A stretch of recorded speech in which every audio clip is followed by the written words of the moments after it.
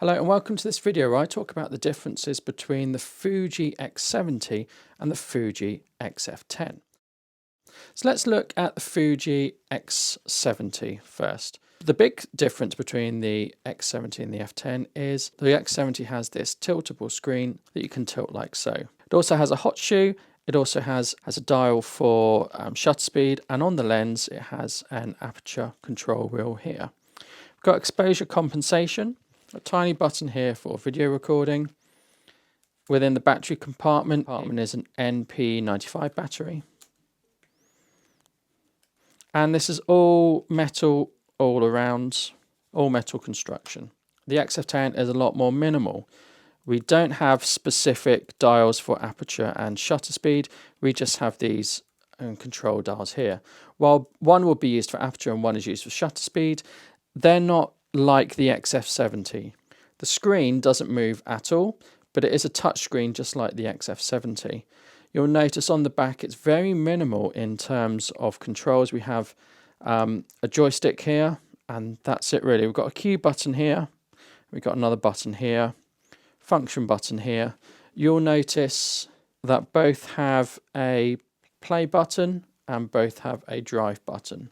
This is mostly metal, although it's in areas as plastic, but it's a pretty good build. We've also got the same NP95 battery as the X70. So comparing them side by side, there's not too much difference in size, and they're very, very similar in size and dimensions. However, I did find this far too big to put in my pocket.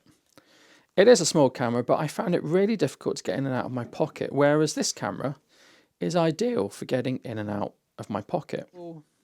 There's a lot of complaints online that the focusing here is very slow. The focusing on the XF10 is actually a lot better than the focusing on the X70.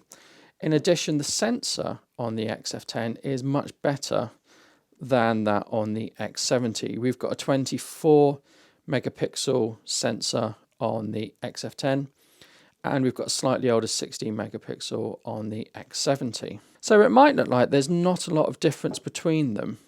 So why did I get two?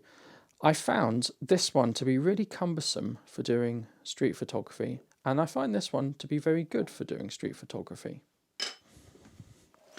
They both have exactly the same lens, so both cameras have exactly the same lens. I would say the X70 has slightly more controls on its physical body rather than having to use menus on the XF10. However, I do prefer the XF10 significantly. The X70 has a screw mount, and what I've done with my X70 is I put an adapter on that allows me to fit on a lens hood. So I can fit a lens hood quite easily. I can then reverse it if I want, and that in a way will act as protection for my lens.